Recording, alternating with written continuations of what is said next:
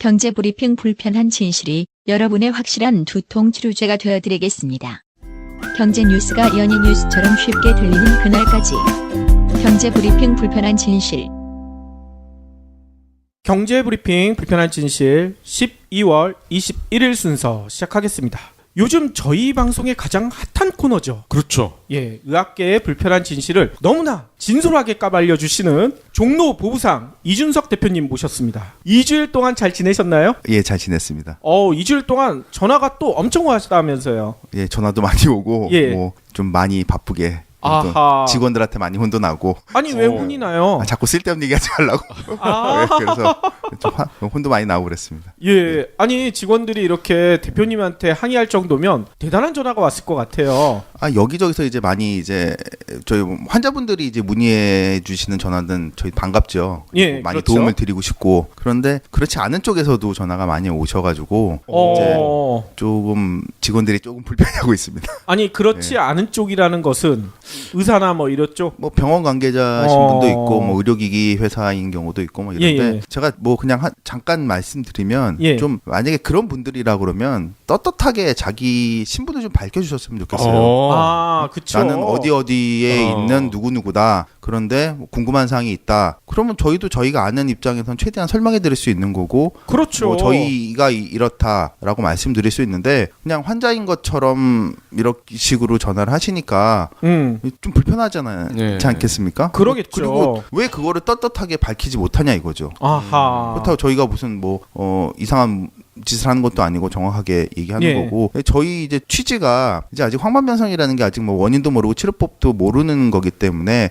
다양한 치료법으로 이제 환자들의 고통을 벗어나자라는 취지인데 그렇죠. 그러면 뭐 그분들은 우리는 이렇게 생각을 한다. 근데 왜 너희는 그런 식으로 생각을 하느냐? 뭐 이런 게 서로 간에 교류가 될 수 있는 부분이지 네. 않습니까? 그런데 꼭 우리는 정답이고 너희는 오답이다. 아하. 이거는 저는 아니라고 생각하거든요. 네. 정답이 여러 개가 있을 수 있지 않습니까? 그러니까는 좀 그런 분들은 정당하게 당당하게 본인의 신분을 좀 밝혀주셨으면 합니다.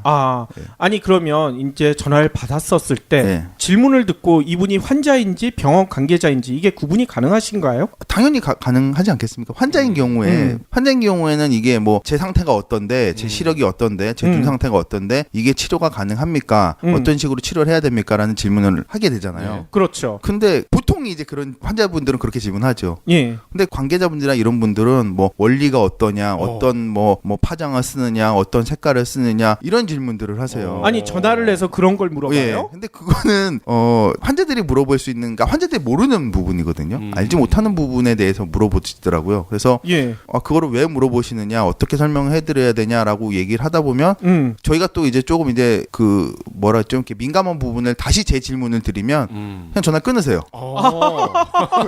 그러니까 이게 좀 황당한 부분들이 좀 있죠. 그래서 그런 부분들은 저희도 이제 말씀드리는데 당당하게 전화하시면 저희도 최대한 성심성의껏 답변해 드리니까 당당하게 전화하시기 바랍니다. 아이고, 요즘은 이렇게 전화번호 다 뜨잖아요. 그거 끊는다고 그게 사라지나? 근데 뭐 저희가 뭐 다시 재전화해가지고 왜 그러시든 이런 건 안 하니까 그렇죠. 좀, 당당하게 좀 해주셨으면 합니다. 아유 너무 티가 나게 하네요. 좀 그런 건 있죠. 예. 아니 그리고 저희 팟빵 게시판이나 파티 게시판에 댓글도 많이 올라왔는데요.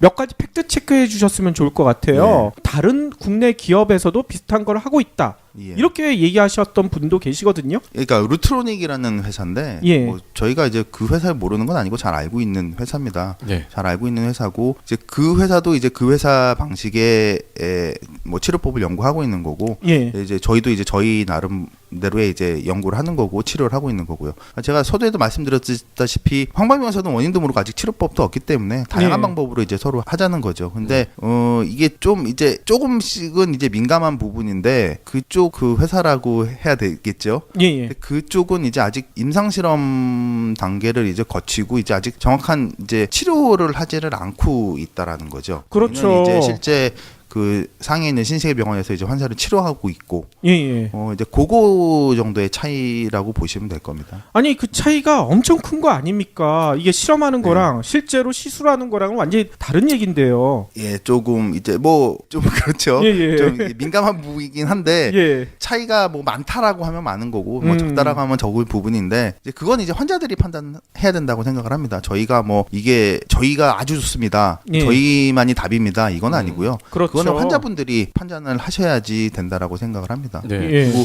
다행스럽게도 뭐 방송에 나가고 이제 많은 분들이 이제 문의도 주시고 몇몇 분들이 이제 중국 그 신세계병원을 가서 이제 진료를 받으신 분이 계시거든요. 예. 벌써 계세요? 예, 저희가 이제 안내를 해드려서 계시는데 치료 결과가 이제 상당히 이제 좋게 나와서 이제 환자분들도 많이 만족해하고 계시고 예, 저희도 예. 상당히 고무적으로 생각을 하고 있고 다행이네요. 그리고 어떤 분은 이제 본인이 이제 황반변성인 거를 모르시고 계속 진료를 받으셨어요. 진료를 받으셔서 이제 진료를 계속 받다가 보니까 이제 점점 이제 뭐 차도도 없고 별로 뭐 그런 것도 없고 그러셔가지고 이게 과연 괜찮을까 싶어서 저희를 찾아오셨는데 저희가 이제 독일 쪽으로 차트를 보내서 이제 확인을 해보니 이제 양한당 황반변성이시더라고요. 예. 그분은 이제 가셔서 뭐 시력 향상도 되고 색감도 좋아지시고 그래서 이제 이게 좀 특별한 케이스긴 한데 그래서 뭐 아주 이제 좋은 결과가 나와서 이제 저희도 상당히 고무적으로 보고 있죠. 예. 그분은 그러면 의사들이 안 알려줬다는 거예요? 질환을? 그러니까 저희도 그거를 뭐라고 말씀드리기는 좀 그래요. 근데 예. 그 저희가 황반변성이네요. 그러니까 그분이 예. 제가 황반변성인가요? 그렇게 얘기를 하시더라고요. 자기는 이제 열심히 이제 병원을 다녔었는데 예. 그 부분을 이제 몰랐다라고 하시더라고요. 그래서 그래요? 그런 부분도 있고 그리고 저희가 좀 안타깝게 생각하는 부분이 오신 분들 중에 저희가 정답은 아니라고 말씀드렸지 않습니까? 치료법이 정확하게 있는 것도 아니고 근데 이것도 이제 시기에 문제가 있는 거거든요. 근데 오신 분들 중에 몇몇 분은 시기를 놓치셨어요. 치료할 수 있는 시기를. 아이고. 근데 이게 조금 이제 일찍 찾아오셨으면 예. 충분히 좋은 결과가 나올 수도 있었는데 예. 이제 좋은 결과를 이렇게 쓸 수 없을 정도로 이제 시력이 악화돼서 오신 분인 거죠. 양쪽 눈이. 어떻게? 그런 분들은 좀 죄송스러워요. 그래서 예. 저희가 그런 분들한테는 이제 죄송하다는 말씀드리고 저희가 하더라도 이제 이거는 뭐 가능성이 없다라고 이제 말씀드리고 이제 돌려 보내드렸는데 그 와중에서도 이제 환자분들은 그래도 이제 지푸라기라도 잡고 싶은 심정이 많지 않습니까? 그렇죠. 그 와중에도 그럼에도 불구하고 하시겠다라 하시는 분도 계세요. 결과가. 근데 저희가 그분들한테는 차마 그래도 하세요라는 말은 못 하겠더라고요. 그렇죠. 네, 그래도 하세요라는 말은 못 드리고 저희가 이제 해드릴 수 있는 부분이 그러니까는 좀 많이 부족하니까 이제 뭐 다른 대안을 찾으시던지 안 그러면 이런 쪽으로 이제 다시 안내를 해드리죠. 지금 그 시술의 원리 자체가 죽은 세포가 아니라 잠자고 있는 휴면 상태인 세포를 깨우는 거잖아요. 그렇죠. 근데 방금 말씀하신 분들은 이제 너무 많은 세포들이 이미 죽은 상태거든요. 다 쉬고 있는 세포마저도 이제 다 시간이 지나면서 이제 죽은 세포들이 이제 영향을 미치니까 그것마저 이제 다 안 되는 경우가 생기는 거죠. 좀 안타까운 부분입니다. 아니 오늘 방송 처음 들으시는 분들은 아니 도대체 황반변성 어떻게 치료하는 건지 좀 궁금하신 분들도 계실 것 같아요. 그래서 지난번에 국내에서 차트만 가지고 있으면 그거를 독일 본사에 보내서 검사를 받을 수 있는 그 과정을 다시 한번 설명해 주시면 좋을 것 같습니다. 그러니까 저희한테 이제 저희가 이제 치료기관은 아니니까 저희가 이제 저희 이제 거점병원이 이제 상해에 있다 보니까 한국에서 저희가 이제 도와드릴 수 있는 부분이 좀 부분적으로 좀 적거든요. 그래서 저희 회사 쪽으로 이제 차트를 보내주시면 저희가 이제 독일 본사 쪽으로 이제 차트를 보냅니다. 그럼 독일에 있는 의료진들이 그 차트를 보고 이제 시술이 가능할지 안 할지를 판단을 하고 시술을 했을 경우에 기대치가 어느 정도 나오고 어느까지 정도 나온다라는 거를 판단을 해서 이제 환자분들한테 안내를 하죠. 그러니까 이런 식의 결과가 나올 것으로 예상되니 하시겠습니까 안 하시겠습니까 하는 걸 여쭤보고 하시겠다라고 하면 이제 중국에 있는 신시계 안과병원 쪽으로 이제 트랜스퍼를 해드려서 그쪽에서 이제 진료를 받으실 수 있게끔 해드리는 그 과정입니다. 아니 그리고 저희가 이 댓글을 소개해 드리는 이유가 또 있거든요. 뭐냐면요. 이 르트논이 이쪽에서 저희한테 연락을 주실 줄 알았어요. 그러면 자기들도 이렇게 치료할 수 있는 방법이 있으니까 우리 방송에서 얘기할 수 있는 기회를 달라. 그러면 저희가 당연히 드리겠죠. 근데 연락이 없어요.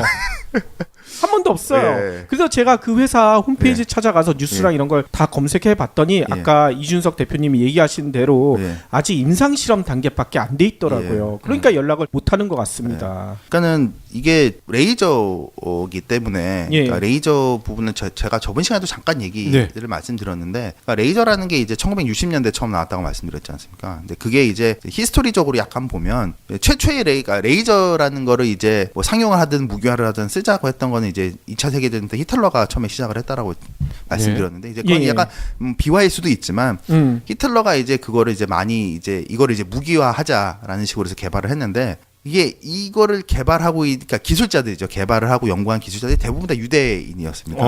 유대인 그러니까 뭐 그 이스라엘 쪽이었으니까. 그러니까 뭐 이제 핵폭탄도 비슷한 거지 않습니까? 독일에서 먼저 개발을 하다가 아인슈타인이 미국으로 이제 망명을 하면서 이제 핵폭탄이 개발이 된 것처럼 그렇죠. 이것도 하면서 이제 기술들이 이제 어느 정도 이제 발달이 되는데 그 당시에는 이거를 상용화하거나 무기화할 수 없다라는 이제 판단이 쓴 거죠. 그러고 있다가 연구와 연구를 거듭하면서 이제 60년대 이제 레이저라는 이제 하나의 장르가 생기게 된 거죠.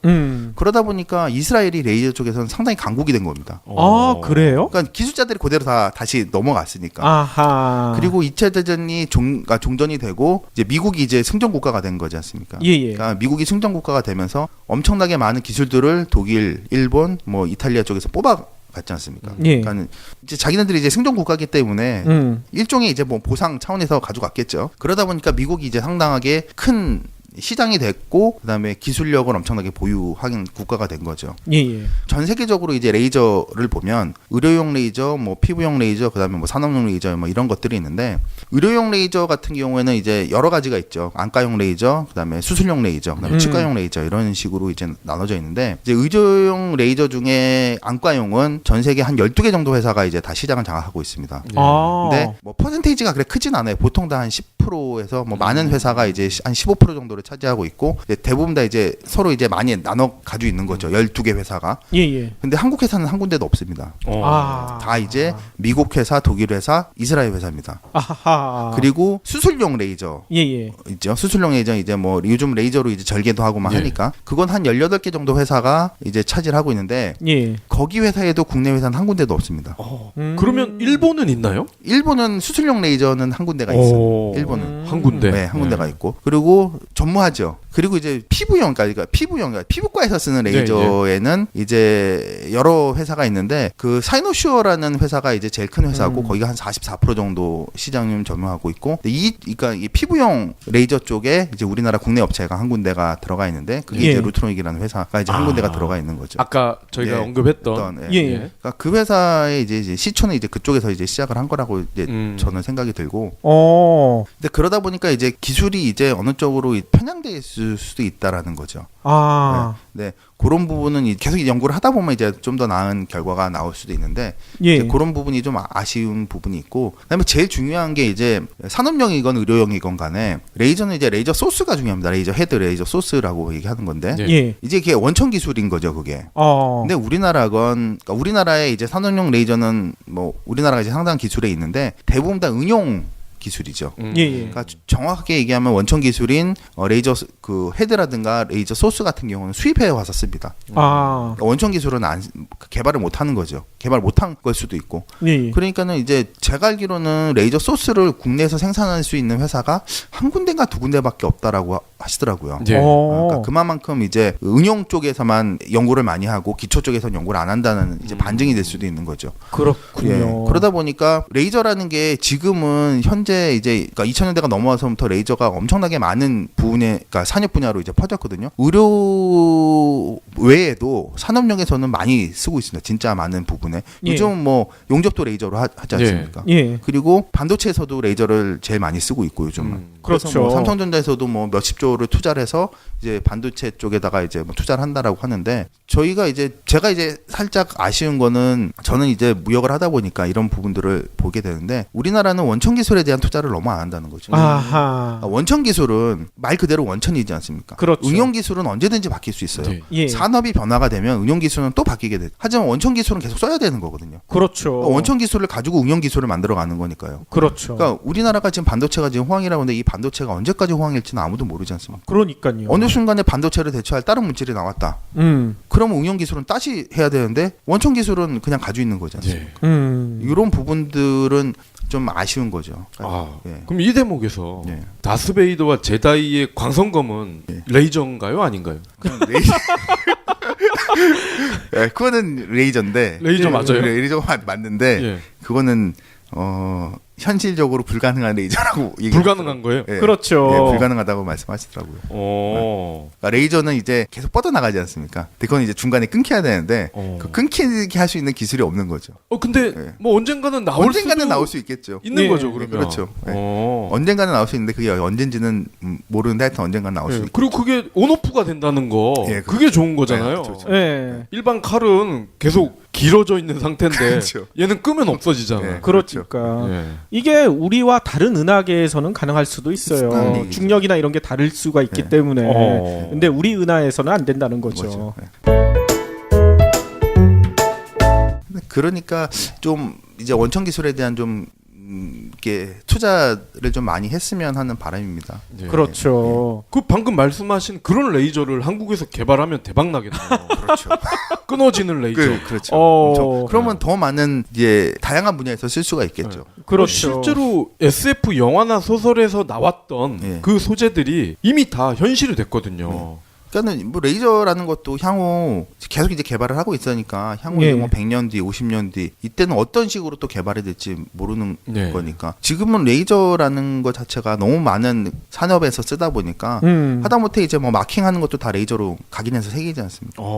레이저로 마킹을 합니까? 마킹을 하니까 그러니까 뭐 이제 뭐 상표 같은 거 마킹할 때 레이저로 깎아서 하니까 그럼 지워지지가 않는 거니까요. 그렇게 식으로 하고 그다음에 이제 반도체가 이제 워낙 이제 발달을 하다 보니까 반도체는 이제 얇지 않습니까? 조그만하고. 그렇죠. 거기에 서로 그러니까 회로를 넣으려고 그러면 레이저로밖에 회로를 못 넣는 거죠. 그러니까 일반 기계로는 선으로는 그거를 회로를 못 넣으니까 이제 그 레이저로 넣어야 되니까 그 레이저 이제 마킹 기술이라고 그러는데 그런 기술들이 이제 점점 더 발달을 하게 되겠죠. 예전에 한국이 왜 반도체 산업이 독보적이냐 이런 분석 나오면 꼭 그 얘기 나오거든요. 젓가락을 어릴 때부터 써서 뭐 이렇게 작은 거를 가공하는 거에 아주 탁월하다 우리 민족이. 그럼 그 얘기랑은 관련이 없네요. 이제 초창기에는 그랬는데 이제 산업이 발달하면 좀 더 작게 그다음에 좀 더 이제 면밀하게 하다 보면 이제 사람이 할 수 있는 데는 한계가 있지 않습니까? 그다음부터 이제 기계로 넘어가야 되는데 이제 그 기계로 넘어가면서 이제 좀 더 면밀하게 세밀하게 되는 거죠. 삼성 반도체에서 이제 반도체를 만드는 기계, 장비 기계를 만들지 않습니까? 반도체를 만들기 위해서는 반도체 장비 기기가 있어야 되는데 이런 것들을 대부분 다 수입에 의존합니다. 그러니까 국내에서 생산하는 회사도 있습니다. 회사도 있는데 국내에서 생산하는 회사들 중에서도 이제 많은 회사들이 이제 아까 전에 말씀드렸듯이 레이저 소스 같은 경우는 모듈을 사가지고 와서 장착을 해서 이제 기계를 만드는 거거든요. 그러니까는 이제 그 엄밀히 따지면 레이저의 원천 기술은 이제 국내에 많이 없는 거죠. 그럼 그 레이저 헤드를 만든 회사, 뭐 외국 회사라고 하셨는데, 그럼 제가 그 외국 회사의 사장이라면 삼성전자 이걸 만약에 팔려고 한다, 엄청나게 비싸게 팔 것 같은데요? 레이저 그 기계 장비 자체가 저가 기계는 없습니다. 다 비싼 고가의 기계들인 거죠. 한 100배, 1000배를 불러도 이재용은 살 것 같은데요? 그거는 뭐 만들려고 그러면 살 수밖에 없는 거죠. 그래서 지금 올 초에인가? 삼성에서 이제 대규모 투자 계획을 발표했지 않습니까? 그렇죠. 30여 조를 투자해서 이제 반도체 기계를 만들겠다. 이런 것도 이제 삼성 쪽에서도 이제 원천 기술에 대한 필요성을 계속 느끼는 거죠. 이게 이제 반도체 부분에 대해서 D램 쪽에서는 이제 원천 기술을 삼성이 많이 보유를 하고 있으니까 이제 이런 부분을 활용해서 다른 부분까지 다 원천 기술을 확보를 하면 이제 소위 말해서 이제 그 회사가 이제 망할 리는 없으니까 계속 이제 꾸준하게 이제 영수성을 하기 위해서 이제 원천 기술에 대한 생각을 많이 하는 거죠. 그러니까 기업들은 제조하는 회사들은 원천 기술에 대한 욕구가 항상 있습니다. 항상 갈구하게 되는 거죠. 저것만 있으면 내가 더 많은 더 좋은 물건들을 만들 수 있다라는 걸 하니까. 그러니까 이제 제도적으로 이제 어느 정도만 받침이 되면 그런 회사들은 이제 원천 기술을 확보하기 위해서 많은 노력을 할 겁니다. 아니 제가 예전에 들은 얘기로는 삼성전자가 맨 처음에 반도체 하겠다고 해가지고 그 장비로 왔었을 때 그 장비가 엄청나게 민감한 거라 일반 도로를 달리다가 보면 그 장비가 망가질 수 있다고 해서 삼성에서 고속도로를 다시 닦았다 뭐 이런 얘기까지 나오더라고요. 그러니까는 이제 저도 이제 예전에 다른 거래처 사장님한테 들은 얘기인데 그분이 이제 반도체 장비를 수입하셨던 분이시더라고요. 그러니까 수입을 해서 들어와가지고 이게 무진동 차량으로 가야 되는데 그렇죠. 그 당시에는 무진동 차량이 국내에 없었답니다. 네. 그러니까 삼성이 지금 수원에 이제 본사가 있는데 수원까지 가야 되는데 이게 덜컹덜컹 가야 되는 거니까. 그리고 그 당시에는 이제 반도체 우리나라 이제 운송하는 쪽에서 반도체가 얼마나 민감한 기계인지도 잘 모르는 상황이어서 그러니까요. 이거를 갔는데 이제 작동을 자꾸 오류가 나는 거죠. 다 중간에 가다 보니까. 그래서 삼성에서 그 수원 앞에 있는 길을 새로 닦고 뭐 이랬다라고 얘기를 하시더라고요. 그러니까요. 저도 그 얘기를 들었거든요. 근데 아직도 그때 그 고속도로를 다시 닦을 만큼의 돈을 들였는데도 반도체 기계를 못 만들고 있다는 거 아니에요. 그러니까는 몇 년이 지났는데. 그렇죠. 그러니까는 핵심 부품에 대해서는 아직까지 이제 수입에 의존하고 있는 거죠. 그러니까 아니 그러면 지금도 이제 반도체 기계 들어올 때마다 도로를 다시 닦아야 되겠네요. 아 이제는 무진동 차량으로 오니까 이제 무진동 차량이 있으니까 괜찮겠죠. 근데 무역적인 얘기를 조금 드리자 그러면 이제 우리나라가 이제 올해 이제 다시 무역 1조 달러를 달성했다라고 이제 대대적으로 홍보를 했지 않습니까? 근데 그거를 이제 내용을 자세하게 보면 우리가 이제 수출을 한 5,500억 정도 하고 수입을 한 4,500불 정도를 합니다. 그러니까 수입 수출이 이제 맞아서 1조가 되는 거죠. 근데 우리가 수입하는 물건 중에 약 60%가 금액의 한 60%가 원자재입니다. 아 그렇죠. 그리고 30% 정도가 기계 장비고요. 그리고 소비재는 10%가 채 안 됩니다. 맞아요. 그렇기 때문에 우리는 그만큼 원자재하고 원천 기술에 대해서 많은 돈을 낭비를 하고 있는 거죠. 그렇죠. 반대적으로 말하면. 그러니까 일반적으로 사람들이 와 우리는 너무 많은 소비재를 수입해라고 생각을 하시는데 소비재는 10%가 안 됩니다. 채. 그러니까요. 그러니까 우리나라가 얼마나 기술적으로나 그다음에 원자재 쪽으로가 힘이 없냐라는 걸 이제 반대적으로 얘기할 수 있는 거죠. 아니 그래서 환율 떨어지면 난리를 치는데 오히려 우리나라는 좋아야 될 것 같다는 얘기들도 많이 하더라고요. 그러니까 원자재를 수입하는 부분에 대해서는 그렇죠. 그러니까요. 그러니까 환율이 안정적으로 이제 떨어져야지. 그러니까 수출만 보고 생각을 하면 안 된다는 거죠. 저희는 그러니까 수출하는 만큼 수입을 하기 때문에 그거를 이제 잘 비율을 맞춰가면서 해야 되는 거죠. 무조건 달러가 오르면 와 좋은 거고 달러가 떨어지면 안 좋은 거고 이게 아니거든요. 그러니까요. 저희도 방송에서 그 얘기를 여러 번 드렸었는데 여기 증인이 있으시네요. 수입협회 부회장님이 얘기하시잖아요. 이사입니다. 아 이사시군요. 자 그러면 제드래곤이 그 삼성 레이저 헤드를 만들 수 있는 원천 기술을 우리도 한번 만들어 볼까라고 분명히 고민은 했을 거예요. 근데 여태까지 그거를 하지 않았었잖아요. 우리가 만들어서 이 정도 퀄리티가 나올 수 있을까? 이런 의심 이런 것 때문이지 않았겠어요? 뭐 그런 것도 있는데 일단 원천 기술이라는 것 자체가 지금 나와 있는 원천 기술을 다시 원천 기술로 만든다라는 것 자체가 엄청나게 많은 시간과 돈이 투자가 돼야 되는 부분이기 때문에 그렇죠. 그보다는 그 부분은 사서 쓰자 이게 날 수도 있죠. 전혀 다른 새로운 걸 만들어야 된다는 말씀이신가요? 그렇죠. 그렇죠. 어느 정도는 그렇게 해야 되는 거죠. 어쩔 수 없는 부분도 있군요. 어쩔 수 없는 부분도 많이 있죠.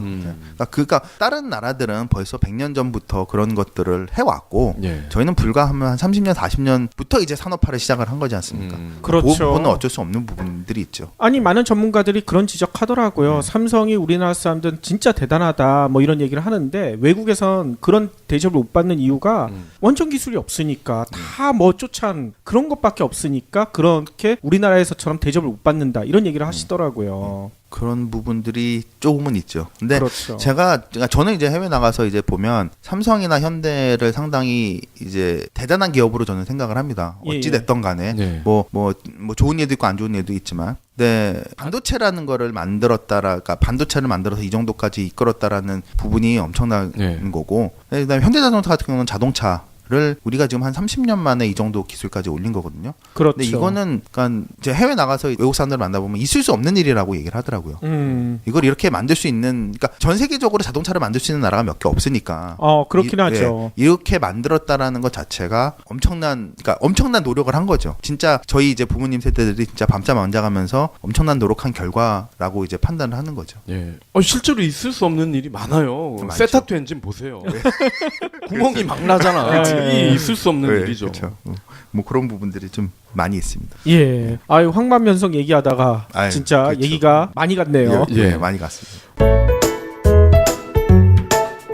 오늘 사실 주제가 제약회사의 임상실험 예. 요 얘기를 요거거든. 해주신다고 하셨어요. 예. 이제 그게 이제 좀 민감한 부분이기도 하고 이제 민낯이기도 하고 뭐 이런 건데 제가 이제 뭐 약제를 조금 하다 보니까 이제 많은 이제 정보를 알게 되고 이제 그런 부분들을 좀 보게 되는 거죠. 근데 상당히 많이 이 불편한 지인들이 많이 있습니다. 저희가 일반인들이 잘 알지 못하는 것들에 대해서. 근데 뭐가 좋다 나쁘다를 떠나서 좀 알았으면 하는 부분들이 많이 있습니다. 예. 네. 일단 임상 실험에 대한 개념부터 좀 설명을 드려야 될 것 같아요. 그러니까 임상 실험이라는 것 자체가 뭐 그냥 말 그대로 이제 사람한테 실험한다는 거지 않습니까? 예. 그러니까 신약이 나오건 뭐 신물질이 나오건 안 그러면 뭐 새로운 기술이 나오건 승인을 받기 위해서 임상 실험을 해야 되는 거고 임상 실험이 1차, 2차, 3차. 근데 뭐 많게 하시는 분은 더 하기는 경우도 있는데 1차, 2차, 3차 임상 실험이 끝나야지 이제 제품화 되는 거죠. 예. 그렇죠. 그러니까 임상 실험을 하면서 1차 임상 실험을 했는데 부작용이 발생했다. 그럼 폐기가 되는 거고. 1차는 넘겼는데 2차 갔는데 부작용이 나왔다. 또 폐기되는 거고. 예.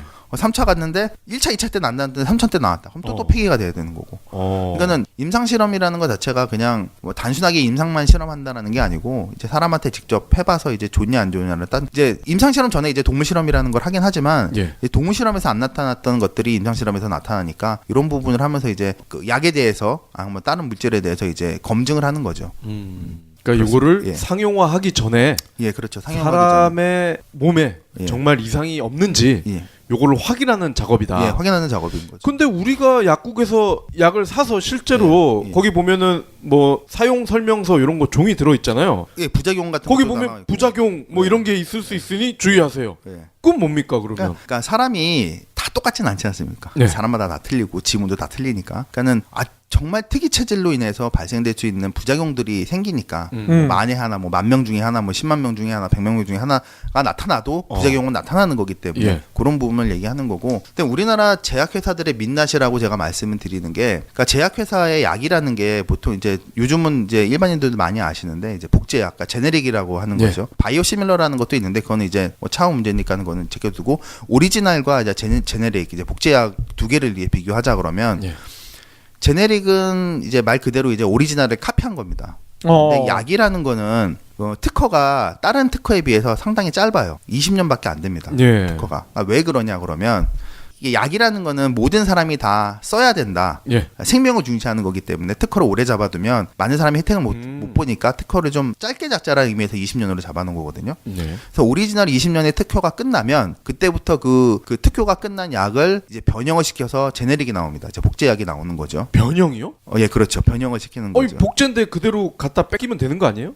그거는 아니고요. 오리지널이 이제 화학 성분으로 이제 새로운 물질을 만든 화학 기호가 나오는 거지 않습니까? 예. 그게 특허가 완료가 됐다고 해서 그걸 그대로 뺏길 수는 없습니다. 그대로 뺏길 수는 없고요. 그럼 이제 특허 문제가 걸리는 거니까요. 예. 그러니까 그러니까는 공지화된 특허라고 그러죠. 그러니까 공지화된 특허가 나오면 그 특허를 사용해서 따로 새로운 거를 만드는 거기 때문에 이 화학적 그 물질을 살짝 변형을 시켜서 제네릭을 만드는 겁니다. 그러니까 제네릭도 물론 임상 실험을 하긴 하는데 예. 원형 오리지널이 있기 때문에 임상 실험에 대해서 임상 실험을 할 때 부작용이 나올 수 확률이 상당히 줄어들기 때문에 그러니까 제네릭 같은 경우는 임상 실험 비용이 상당히 줄어듭니다. 그렇기 때문에 제네릭을 많이 쓰는 거죠. 근데 우리나라 그러니까 제약 그 역사를 보면 우리나라가 이제 제약 이제 양약이라고 그러죠. 양약이라는 게 이제 발달된 게 뭐 60년대 후반 중반부터 해가지고 70년대 이제 발달이 됐는데 그때는 우리나라가 대부분 다 제네릭만 했습니다. 예. 제약 회사들이 해외 나가가지고 해외에 있는 유사한 제약 회사들한테 합자를 하는 거죠. 그래서 그쪽에서 이제 오리진가 특허가 끝난 걸 가져와서 이제 제네릭을 만들어서 이제 파는 구조였죠. 그러니까는 그 당시에는 대부분이 한국에 들어오는 게 합자 회사 형식으로 외국 회사들이 많이 들어왔습니다. 그러다가 지금은 이제 어느 정도 이제 산업이 커지니까 이제 그 합자 회사들이 이제 다 파기가 되고 독자적인 회사가 이제 설립이 되긴 됐는데 그렇게 해서 나오다 보니까 우리나라는 제네릭 시장만 커져간 거죠. 계속. 예. 아하. 근데 이게 제네릭 시장이 커져가서 그러니까는 뭐 반대적으로 말씀하시는 분은 이렇게 말씀하시는 분도 계세요. 제네릭 시장이 크기 때문에 우리가 약을 좀 싸게 사 먹는 거 아니냐라고 얘기를 하세요. 그런 얘기 많이 하죠. 그런 말씀을 하죠. 근데 그러니까 오리지널하고 제네릭을 보면 제네릭이 부작용이 좀 더 많이 나타나고 좀 더 크게 나타납니다. 왜요? 그러니까 아무리 그래도 예. 그러니까는 정확하게 똑같이 복제를 한 게 아니기 때문에 예. 변형을 해서 복제를 한 거기 때문에 나올 수 있는 확률이 높아지는 거죠. 그리고 논문에 그러니까는 뭐 해외 논문들도 보면 제네릭에서 부작용이 뭐 한 몇 프로 아니면 뭐 몇십 프로까지 많이 나타난다는 논문들이 많이 있거든요. 그러니까 제네릭 그 복제약이 꼭 굳이 좋은 것만은 아닙니다. 그러면 오리지널의 화학식이 예. 가장 최적인데 예. 이거를 똑같이는 만들 수가 없기 때문에 예. 살짝 변형을 변경을 하다 보니 예. 부작용이 더 많아질 수도 있다. 예, 그런 부분들이 있는 거죠. 그리고 우리나라는 제도적인 문제 때문에도 제네릭 시장밖에 클 수 없는 구조가 돼 있습니다. 왜냐하면 우리나라 의료제도는 누가 봐도 아주 좋은 의료제도죠. 예. 예. 그리고 많은 사람이 혜택을 보는 거고. 근데 여기에 단면을 보면 그렇기 때문에 우리나라는 오리지널이 클 수가 없습니다. 그건 왜 그렇죠? 왜 그러냐 그러면 제도적으로 의료보험에서 약가의 수가라는 걸 정하지 않습니까? 예. 그렇죠. 그러니까 의료보험 거기에 이제 들어가게 되면 너는 이 약에 대해서 얼마 이상 받지 마라는 게 정해지지 않습니까? 그렇죠. 그러면 제약회사에는 돈을 들여서 투자를 해서 그 약을 만들었는데 얼마 이상 받지 마 그러면 제약회사에서 그 오리지널을 만들 이유가 없죠. 그렇죠.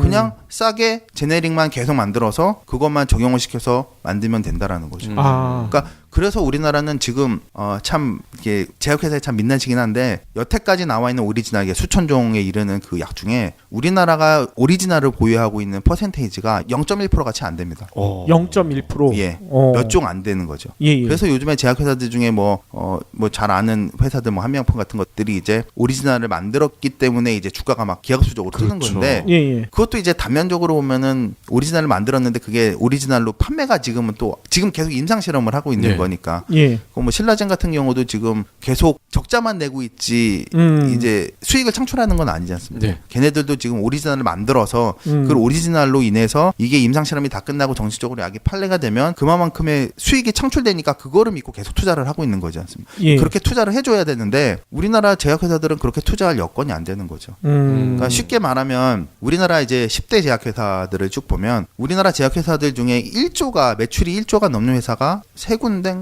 정도밖에 안 됩니다. 유한양행이 한 1조 3천억 정도가 되고 나머지가 이제 간신히 1조를 넘는 거고 나머지는 1조가 안 되는 회사들이 대부분이죠. 근데 해외에 그러니까 세계 10대 그 제약회사를 보면 이제 화이자를 이제 중점으로 해가지고 10대 제약회사들을 보면 걔네들은 화이자 같은 경우는 그 매출이 한 59조 정도 됩니다. 장난 아니군요. 머크가 한 38조. 예. 그다음에 존슨앤존스도 한 38조. 그리고 10이라고 하는 암젠이 한 28조, 한 30조 정도 되는 거죠. 근데 그런 제약회사에서 투자를 해서 신약을 개발을 하고 있는데 1조짜리 회사에서 투자를 해서 신약을 개발할 수는 없거든요. 예. 많이 힘든 부분이죠. 예. 근데 이런 부분은 우리나라 의료 제도가 있으니까 이 제도적인 부분에서 좀 이제 좀 앞장서 가지고 신약을 개발할 때 이제 좀 많은 도움을 줘야 된다라는 거죠. 예. 아까 수가 문제 때문에 R&D가 쉽지 않다라고 하셨는데 정부에서 R&D 비용을 조금 보태주고 대신에 수가를 좀 맞춰주고 이런 식으로 하면은 R&D 가능할 것 같은데요. 그러니까 저는 이제 이건 제 개인적인 생각인데 의료보험공단 쪽이나 이런 쪽에서 이제 제약사들하고 연합을 해서 이제 신약을 개발하는 거죠. 네. 신약을 개발해서 그걸 특허를 내면 그거는 국가 소유의 재산인 거지 않습니까? 예. 그럼 그 국가 소유의 재산을 누구나 다 쓸 수 있게끔 풀어버리면 많은 사람이 혜택을 볼 거지 않습니까? 네. 뭐 외국에야 안 풀지만 국내라 또 풀면 그런 식으로 하는 게 좀 더 낫지 않을까라는 생각이 듭니다. 그렇죠. 그렇게 왜 안 하는 거죠, 근데? 그거는 그거에 대한 여러 불편한 가지- 제실도 있나요? 예. 뭐 많이 있겠죠. 많이 있으니까 그렇고. 아니 뭐 전 정권에서 말 사느라 돈이 없으니까. 네, 그렇죠. 황반변성 얘기를 또 잠깐 하자 그러면 주사약이 있다고 그러지 않습니까? 그게 로슈그룹하고 루센티스라는 노바티스 그룹에서 만든 루센티스라는 약. 예. 걔네들이 그 약을 만들기 위해서 얼마나 많은 투자를 했겠습니까? 예. 그렇죠. 수많은 임상 실험을 했고. 예. 그러니까 로슈가 한 4위 정도 되고 노바티스가 이제 한 6위 정도 되는 거거든요. 예, 전체적으로. 걔들은 수조 원의 돈을 들여서 그 약을 개발을 했기 때문에 걔네들은 그 약을 싸게 팔 이유가 전혀 없죠. 네. 그렇죠. 자기네들은 특허 물질을 가지고 있으니까. 그러니까 당연히 비싸게 팔 수밖에 없는 거니까 환자들은 그 비싼 약을 살 수밖에 없는 구조가 되는 거죠. 네. 그러니까는 그런 부분들이 있기 때문에 우리나라도 빨리 이제 오리지널에 대한 투자를 과감하게 해야 된다라는. 예, 국가적 차원의 진짜 그래서, 투자가 예, 있어야 투자가 있어야 되겠군요. 아이, 그럼요. 국민 입장에서 그 좋은 약을 싸게 살 수 있는 거. 예. 이거 뭐 이만한 복지가 어디 있어요. 그렇죠. 그게 상당히 중요한 부분인데 이제 제네릭이라는 약이 나오니까 여러 가지 이제 문제가 발생이 될 수밖에 없는 겁니다. 왜냐 그러면 쉽게 말하면 오리지널이 있으면 의사분들이 이제 의사가 이제 처방을 할 때 오리지널을 처방을 해버리면 말이 안 나오지 않습니까? 네. 약이 오리지널이니까. 그러니까 제네릭은 다양한 회사에서 나오잖아요. 네. 그렇죠. 오리지널은 한 군데에서 나오는 거고 다양한 회사에서 나오니까 당연히 그 제네릭을 어떤 약을 쓰는지는 의사의 재량이거든요. 리베이트 많이 주는 대로 쓰겠네요. 그렇겠죠. 저라도 그럴 것 같은데. 그렇죠. 예. 그러니까 내가 어떤 약을 쓰는지 내가 어떤 복제약을 쓰는지는 의사의 재량이거든요. 그러니까 내가 이 약을 쓰겠다라 그러면 그 약을 쓸 수밖에 없는 거니까. 그럼 그 복제약을 만드는 회사는 당연히 의사들한테 잘 보일 수밖에 없겠죠. 아하. 심지어 약국도 그래요. 네. 제가 어디 뭐 머리가 아파서 배가 아파서 그럼 우리가 원래 먹던 약이 있을 거 아닙니까? 예. 그거 주세요 그러면 이번에 이게 뭐 나왔는데 성능이 더 좋아요. 예. 그렇죠. 다른 회사 거거든. 그렇죠. 이거 100% 아니에요 이거? 그건 맞아요. 리베이트죠. 네, 제네릭이죠. 그러니까 예. 그것도 이제 좀 있는데 저희가 제약가는 약국에 가서 소화제 주세요라고 네. 얘기를 하면 약국마다 다 소화제가 틀립니다. 그렇죠. 그러겠죠. 저희가 뭐 무슨 약 주세요라면 그 약을 주긴 하지만 그냥 소화제 주세요, 감기약 주세요 그러면 다양한 게 나옵니다. 그거는 이제 제약회사하고 이제 약국 간에 이제 문제가 좀 있겠죠. 예. 그런 문제 때문에 그 약을 이제 그 약이 먼저 나오게 되는 거죠. 아니 그러니까 저는 지정을 했는데도 네. 그거 말고요 이게 더 좋아요 이런 분도 있다니까요. 그러니까 그게 이제 제네릭의 이제 문제점이니까 그러니까 성분들이 다 비슷비슷한 거기 때문에 굳이 그 복제약을 이제 어떤 복제약을 쓰던 간에 그거는 상관이 없는 거. 결과치는 이제 똑같다라는 거죠. 네. 예. 어떤 거를 쓰던 간에 그거는 쉽게 말하면 의사하고 약사의 재량인 거죠. 어떤 그렇죠. 약을 주던. 그러니까는 그렇기 때문에 제약회사들은 그러니까 그 오리지널이라는 이건 그 R&D에 써야 될 부분들이 다른 쪽으로 많이 전용이 되는 거죠. 아하. 자 그러면 방금 그 대목에서 네. 환자나 보호자가 네. 오리지널로 처방해 주세요 이렇게 요구할 수가 있습니까? 그러니까 오리지널로 처방해 주세요라고 할 수도 있는데 예. 그거는 이제 하면 싫어하겠죠. 당연히 의사들이. 어. 그리고 어떤 부분에 대해서는 의료보험 수가에 적용이 안 되기 때문에 오리지널을 못 쓰는 경우도 있고요. 예. 그리고 이 약을 해주세요 그러면은 의사가 좋아하겠습니까? 당연히 싫어하겠죠. 전문가도 아닌 게 네, 감히 뭐 그렇죠. 이러나요? 예. 왜 당신이 이 약을 뭐 이런 식으로 얘기를 하니까 이제 그런 부분이 좀 있는 거죠. 그리고 하다 보니까 조금 이제 이건 이제 정말 이제 불편한 진실이긴 하지만 예. 이제 보통 병원에서 약을 지어 오시지 않습니까? 네. 어떤 경우에는 약이 참 많이 있죠. 안에. 그렇죠. 많이 들어있죠. 풍성하죠. 풍성하게 들어있죠. 그 중에 꼭 먹어야 될 약은 몇 종류나 될 것 같아요. 30%. 되게 적다고 그러더라고요. 네. 나머지 약들은 다 맞아요. 꼭 굳이 안 먹어도 되는 약들이 섞여져 있는 거죠. 네. 그러니까요. 먹어도 크게 탈도 안 나고 그렇죠. 텔도 네. 안 나고. 그러니까 다만 리베이트는 먹었고 꼭 그렇게 꼭 그렇진 않겠죠. 근데 네. 예. 뭐 그냥 한 단적으로 얘기하면 감기약에도 해열제가 들어있거든요. 네. 예. 거기에다가 다시 해열제를 처방할 필요는 없거든요. 근데 감기약과 해열제를 동시에 처방을 합니다. 그러니까 보통 일반 우리가 알고 있는 감기약에는 해열 성분하고 이런 것들이 다 들어가 있거든요. 그렇죠. 근데 굳이 다시 해열제를 또 처방해야 될 이유는 없거든요. 확실히 열을 내려주기 위해서 아니에요? 뭐 그렇긴 한데 그것도 약간은 불편한 진실이긴 한데 예. 뭐 그게 뭐 다 정답이라고 얘기는 할 수는 없는데 이제 그 미국 같은 경우에는 해열제 처방은 잘 안 합니다. 그래요? 예, 저는 이게 그러니까는 이제 소위 몸에서 열이 나는 거는 병균과 싸운다라는 네. 증거이기 때문에 어느 정도 이상이 안 되면 해열제를 굳이 먹지 말라고 얘기를 하는 의사들도 많이 있거든요. 그렇죠. 그렇기 때문에 굳이 무조건 해열제를 처방을 해서 무조건 해열제를 먹는 게 정답은 아니라고 하시더라고요. 그러니까 그건 이제 또 상황에 따라 다 네. 틀린 거니까. 그러니까요. 그러니까 그런 부분들을 봤을 때 굳이 우리가 먹지 않아야 될 약들을 많이 먹고 있는 거죠. 아니 지금 이 대표님 얘기를 듣다 보니까요. 저는 어제 JTBC 뉴스에서 나왔던 이대 목동 예. 신생아 유족 대표분이 하셨던 얘기가 생각이 나요. 예. 그분이 뭐라고 하셨냐면요. 환자는 의사나 간호사 앞에 항상 의릴 수밖에 없습니다. 그렇죠. 예, 지금 하신 얘기도 마찬가지잖아요. 저희가 모든 물건을 살 때는 저희가 왕처럼 행사를 하는데 의사나 약사 앞에 가가지고 우리가 항상 의리야. 뭐라고 요구하기가 힘들어요. 그거 참 이상해요. 네. 의사와 간호사의 의료 서비스를 우리가 사는 건데 그러니까요. 그분들이 공짜로 고쳐주진 않잖아요. 맞아요. 이제 저는 이제 개인적으로 생각하는 게 일반 사람들이 참 접근하기 힘든 곳이 딱 두 군데가 있어요. 하나가 법원이고 하나가 병원이고. 네. 맞아요. 그 두 군데 군데 빼놓고는 편하게 접근을 하는데 그 두 군데만 희한하게 아직까지 너무 권위주의가 너무 심하다는 거죠. 그러니까요. 그래서요.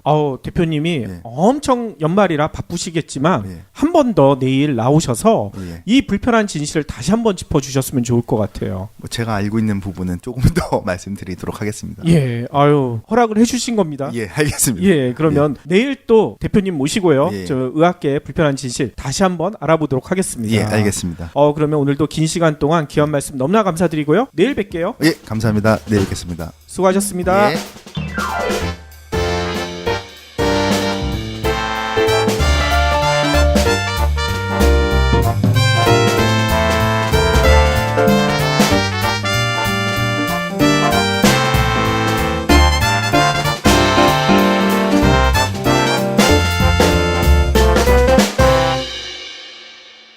경제브리핑 불편한 진실 완수해 주셔서 감사합니다. 하트 2척, 댓글 남기기, 계좌 후원 등 다양한 방법으로 힘을 보태주세요. 계좌 정보는 경제브리핑 팟빵 공지 코너에 있습니다. 여러분의 응원, 콘텐츠로 보답하겠습니다. 좀 예. 민감한 부분이긴 한데 예. 차이가 뭐 많다라고 하면 많은 거고 뭐 음. 적다라고 하면 적을 부분인데 이제 그건 이제 환자들이 판단해야 된다고 생각을 합니다. 저희가 뭐 이게 저희가 아주 좋습니다. 예. 저희만이 답입니다. 이건 아니고요. 그렇죠. 그거는 환자분들이 판단을 하셔야지 된다라고 생각을 합니다. 네. 예. 그리고 다행스럽게도 뭐 방송이 나가고 이제 많은 분들이 이제 문의도 주시고 몇몇 분들이 이제 중국 신세계병원을 가서 이제 진료를 받으신 분이 계시거든요. 예. 벌써 계세요? 예, 저희가 이제 안내를 해드려서 계시는데 치료 결과가 이제 상당히 이제 좋게 나와서 이제 환자분들도 많이 만족해하고 계시고 예. 저희도 예. 상당히 고무적으로 생각을 하고 있고 다행이네요. 그리고 어떤 분은 이제 본인이 이제 황반변성인 거를 모르시고 계속 진료를 받으셨어요.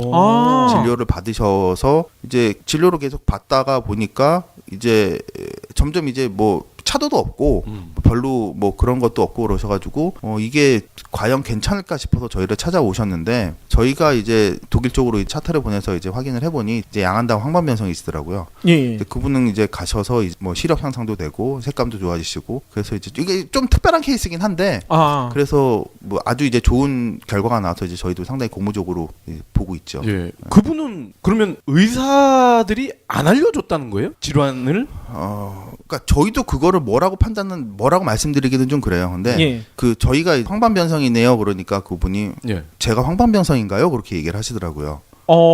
자기는 이제 열심히 이제 병원을 다녔었는데 예. 그 부분을 이제 몰랐다라고 하시더라고요. 그래서 그래요? 그런 어이구야. 부분도 있고 그리고 저희가 좀 안타깝게 생각하는 부분이 오신 분들 중에 저희가 정답은 아니라고 말씀드렸지 않습니까? 치료법이 정확하게 있는 것도 아니고 근데 이것도 이제 시기에 문제가 있는 거거든요. 근데 오신 분들 중에 몇몇 분은 시기를 놓치셨어요. 치료할 수 있는 시기를. 아이고. 근데 이게 조금 이제 일찍 찾아오셨으면 예. 충분히 좋은 결과가 나올 수도 있었는데 예. 이제 좋은 결과를 이렇게 쓸 수 없을 정도로 이제 시력이 악화돼서 오신 분인 거죠. 양쪽 눈이. 어떻게? 그런 분들은 좀 죄송스러워요. 그래서 예. 저희가 그런 분들한테는 이제 죄송하다는 말씀드리고 저희가 하더라도 이제 이거는 뭐 가능성이 없다라고 예, 이제 예. 말씀드리고 아하. 이제 돌려 보내드렸는데 예. 그 와중에서도 이제 환자분들은 그래도 질문을 듣고 이분이 환자인지 병원 관계자인지 이게 구분이 가능하신가요? 당연히 가능하지 않겠습니까? 환자인 경우에는 이게 뭐 제 상태가 어떤데 제 시력이 어떤데 제 눈 상태가 어떤데 이게 치료가 가능합니까? 어떤 식으로 치료를 해야 됩니까?라는 질문을 하게 되잖아요. 네. 그렇죠. 근데 보통 이제 그런 환자분들은 그렇게 질문하죠. 예. 근데 관계자분들이나 이런 분들은 뭐 원리가 어떠냐, 어떤 뭐 파장을 쓰느냐, 어떤 색깔을 쓰느냐 이런 질문들을 하세요. 아니 전화를 해서 그런 걸 예. 물어봐요? 근데 그거는 환자들이 물어볼 수 있는, 그러니까 환자들이 모르는 부분이거든요. 알지 못하는 부분에 대해서 물어보시더라고요. 그래서 예. 그거를 왜 물어보시느냐, 어떻게 설명해드려야 되냐라고 얘기를 하다 보면 저희가 또 이제 조금 이제 그 뭐라 좀 이렇게 민감한 부분을 다시 제 질문을 드리면 그냥 전화 끊으세요. 그러니까 이게 좀 황당한 부분들이 좀 있죠. 그래서 그런 부분들은 저희도 이제 말씀드리는데 당당하게 전화하시면 저희도 최대한 성실성의껏 답변해 드리니까 당당하게 전화하시기 바랍니다. 아이고 요즘은 이렇게 전화번호 다 뜨잖아요. 그거 끊는다고 그게 사라지나? 근데 뭐 저희가 뭐 다시 재전화해가지고 왜 그러시든 이런 건 안 하니까 그렇죠. 당당하게 좀 해주셨으면 합니다. 아유 너무 티가 티가 나게 하네요. 예, 좀 그런 건 있죠. 예. 아니 그리고 저희 팟빵 게시판이나 파티 게시판에 댓글도 많이 올라왔는데요. 몇 가지 팩트 체크해 주셨으면 좋을 것 같아요. 다른 국내 기업에서도 비슷한 걸 하고 있다. 이렇게 얘기하셨던 분도 계시거든요. 그러니까 루트로닉이라는 회사인데 뭐 저희가 이제 그 회사를 모르는 건 아니고 잘 알고 있는 회사입니다. 잘 알고 있는 회사고 이제 그 회사도 이제 그 회사 방식의 뭐 치료법을 연구하고 있는 거고 이제 저희도 이제 저희 나름대로의 이제 연구를 하는 거고 치료를 하고 있는 거고요. 제가 서두에도 말씀드렸다시피 황반병원에서는 원인도 모르고 아직 치료법도 없기 때문에 다양한 방법으로 이제 서로 하자는 거죠. 근데 이게 좀 이제 조금씩은 이제 민감한 부분인데 그쪽 그 회사라고 해야 되겠죠. 그쪽은 이제 아직 임상 실험 단계를 이제 거치고 이제 아직 정확한 이제 치료를 하지를 않고 있다라는 거죠. 그렇죠. 이제 실제 그 상해 있는 신세계병원에서 이제 환자를 치료하고 있고, 이제 그거 정도의 차이라고 보시면 될 겁니다. 아니 그 차이가 엄청 큰 거 아닙니까? 이게 실험하는 거랑 실제로 시술하는 거랑은 완전히 다른 얘긴데요. 예, 조금 이제 뭐 좀 그렇죠. 이제 지푸라기라도 잡고 싶은 심정이 많지 않습니까? 그렇죠. 그 와중에도 그럼에도 불구하고 하시겠다라 하시는 분들도 계세요. 결과. 근데 저희가 그분들한테는 차마 그래도 하세요라는 말은 못 하겠더라고요. 그렇죠. 그래도 하세요라는 말은 못 드리고 저희가 이제 해드릴 수 있는 부분이 그러니까는 좀 많이 부족하니까 이제 뭐 다른 대안을 찾으시던지 안 그러면 이런 쪽으로 이제 다시 안내를 해드리죠. 지금 그 시술의 원리 자체가 죽은 세포가 아니라 잠자고 있는 휴면 상태인 세포를 깨우는 거잖아요. 그렇죠. 근데 방금 말씀하신 분들은 이제 너무 많은 세포들이 이미 죽은 상태거든요. 다 쉬고 있는 세포마저도 이제 다 시간이 지나면서 이제 죽은 세포들이 이제 영향을 미치니까 그것마저 이제 다 안 되는 경우가 생기는 거죠. 좀 안타까운 부분입니다.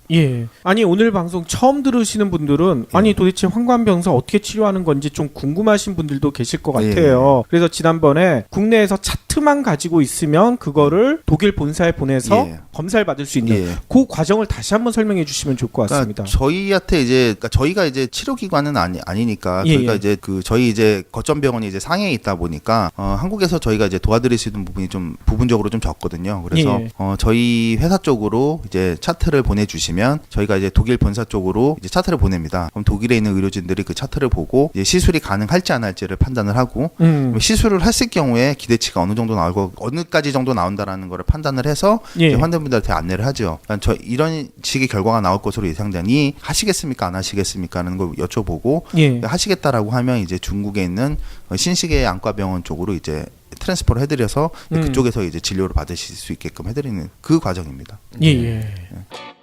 아니 그리고 저희가 이 댓글을 소개해 드리는 이유가 또 있거든요. 뭐냐면요. 이 루트론이 이쪽에서 저희한테 연락을 주실 줄 알았어요. 그러면 자기들도 이렇게 치료할 수 있는 방법이 있으니까 우리 방송에서 얘기할 수 있는 기회를 달라. 그러면 저희가 당연히 드리겠죠. 근데 연락이 없어요. 한 번도 없어요. 그래서 제가 그 회사 홈페이지 찾아가서 뉴스랑 이런 걸 다 검색해 봤더니 아까 이준석 대표님이 얘기하신 대로 아직 임상 실험 단계밖에 안 돼 있더라고요. 그러니까 연락을 경제 브리핑 불편한 진실이 여러분의 확실한 두통 치료제가 되어드리겠습니다. 경제 뉴스가 연예 뉴스처럼 쉽게 들리는 그날까지 경제 브리핑 불편한 진실. 경제 브리핑 불편한 진실 12월 21일 순서 시작하겠습니다. 요즘 저희 방송의 가장 핫한 코너죠. 그렇죠. 의학계의 불편한 진실을 너무나 진솔하게 까발려 주시는 종로 보부상 이준석 대표님 모셨습니다. 2주일 동안 잘 지내셨나요? 잘 지냈습니다. 2주일 동안 전화가 또 엄청 왔다면서요. 전화도 많이 오고 뭐 좀 많이 바쁘게 직원들한테 많이 혼도 나고. 아니 왜 혼이 나요? 자꾸 쓸데없는 얘기하지 말라고. 그래서 좀 혼도 많이 나오고 그랬습니다. 아니 직원들이 이렇게 대표님한테 항의할 정도면 대단한 전화가 왔을 것 같아요. 여기저기서 이제 많이 이제 저희 환자분들이 이제 문의해 주시는 전화는 저희 반갑죠. 많이 그렇죠? 도움을 드리고 싶고. 그런데 그렇지 않은 쪽에서도 전화가 많이 오셔가지고 이제 조금 직원들이 조금 불편해하고 있습니다. 아니 그렇지 않은 쪽이라는 것은 의사나 뭐 이렇죠? 뭐 병원 관계자신 분도 있고 뭐 의료기기 회사인 경우도 있고 뭐 이런데 제가 뭐 그냥 잠깐 말씀드리면 좀 만약에 그런 분들이라 그러면 떳떳하게 자기 신분을 좀 밝혀주셨으면 좋겠어요. 그쵸. 나는 어디에 있는 누구누구다. 그런데 뭐 궁금한 사항이 있다. 그러면 저희도 저희가 아는 입장에선 최대한 설명해 드릴 수 있는 거고 그렇죠. 뭐 저희가 이렇다라고 말씀드릴 수 있는데 그냥 환자인 것처럼 이런 식으로 전화를 하시니까 좀 불편하잖아요. 네. 그렇지 않겠습니까? 그러겠죠. 그리고 왜 그거를 떳떳하게 밝히지 못하냐 이거죠. 아하. 그렇다고 저희가 무슨 뭐 이상한 짓을 하는 것도 아니고 정확하게 얘기하는 거고 저희 이제 취지가 이제 아직 황반변성이라는 게 아직 뭐 원인도 모르고 치료법도 모르는 거기 때문에 다양한 치료법으로 이제 환자들의 고통을 벗어나자라는 취지인데 그렇죠. 그러면 뭐 그분들은 우리는 이렇게 생각을 한다. 근데 왜 너희는 그런 식으로 생각을 하느냐? 뭐 이런 게 서로 간에 교류가 될 수 있는 부분이지 않습니까? 그런데 꼭 우리는 정답이고 너희는 오답이다. 아하. 이거는 저는 아니라고 생각하거든요. 정답이 여러 개가 있을 수 있지 않습니까? 그러니까는 좀 그런 분들은 정당하게 당당하게 본인의 신분을 좀 밝혀주셨으면 합니다. 아니 그러면 이제 전화를 받았었을 때 못하는 것 같습니다. 그러니까는 이게 레이저이기 때문에 그러니까 레이저 부분은 제가 저번 시간에도 잠깐 얘기를 말씀드렸는데 그러니까 레이저라는 게 이제 1960년대 처음 나왔다고 말씀드렸지 않습니까? 근데 그게 이제 히스토리적으로 약간 보면 최초의 레이저라는 거를 이제 뭐 상용을 하든 무기화를 하든 쓰자고 했던 거는 이제 2차 세계대전 때 히틀러가 처음에 시작을 했다라고 말씀드렸는데 이제 그건 약간 비화일 수도 있지만 히틀러가 이제 그거를 이제 많이 이제 이거를 이제 무기화하자라는 식으로 해서 개발을 했는데 이게 이거를 개발하고 그러니까 기술자들이죠. 개발을 하고 연구한 기술자들이 대부분 다 유대인이었습니다. 유대인 그러니까 뭐 그 이스라엘 쪽이었으니까. 그러니까 뭐 이제 핵폭탄도 비슷한 거지 않습니까? 독일에서 먼저 개발을 하다가 아인슈타인이 미국으로 이제 망명을 하면서 이제 핵폭탄이 개발이 된 것처럼 그렇죠. 이것도 하면서 이제 기술들이 이제 어느 정도 이제 발달이 되는데 그 당시에는 이거를 상용화하거나 무기화할 수 없다라는 이제 판단이 쓴 거죠. 그러고 있다가 연구와 연구를 거듭하면서 이제 60년대 이제 레이저라는 이제 하나의 장르가 생기게 된 거죠. 그러다 보니까 이스라엘이 레이저 쪽에서는 상당히 강국이 된 겁니다. 그래요? 그러니까 기술자들이 그대로 다 다시 넘어갔으니까. 아하. 그리고 2차 대전이 종전이 되고 이제 미국이 이제 승전 국가가 된 거지 않습니까? 그러니까 미국이 승전 국가가 되면서 엄청나게 많은 기술들을 독일, 일본, 뭐 이탈리아 쪽에서 뽑았지 않습니까? 그러니까 이제 자기네들이 이제 승전 국가이기 때문에 일종의 이제 뭐 보상 차원에서 가져갔겠죠. 그러다 보니까 미국이 이제 상당하게 큰 시장이 됐고 그다음에 기술력을 엄청나게 보유하는 국가가 된 거죠. 전 세계적으로 이제 레이저를 보면 의료용 레이저, 뭐 피부용 레이저, 그다음에 뭐 산업용 레이저 뭐 이런 것들이 있는데 의료용 레이저 같은 경우에는 이제 여러 가지가 있죠. 안과용 레이저, 그다음에 수술용 레이저, 그다음에 치과용 레이저 이런 식으로 이제 나눠져 있는데 이제 의료용 레이저 중에 안과용은 전 세계 한 12개 정도 회사가 이제 다 시장을 장악하고 있습니다. 근데 뭐 퍼센테이지가 그래 크진 않아요. 보통 다 한 10%에서 뭐 많은 회사가 이제 한 15% 정도를 차지하고 있고 대부분 다 이제 서로 이제 많이 나눠 가지고 있는 거죠. 12개 회사가. 근데 한국 회사는 한 군데도 없습니다. 다 이제 미국 회사, 독일 회사, 이스라엘 회사입니다. 그리고 수술용 레이저 있죠. 수술용 레이저 이제 뭐 요즘 레이저로 이제 절개도 하고 막 하니까 그건 한 18개 정도 회사가 이제 차지를 하고 있는데 거기 회사에도 국내 회사는 한 군데도 없습니다. 그러면 일본은 있나요?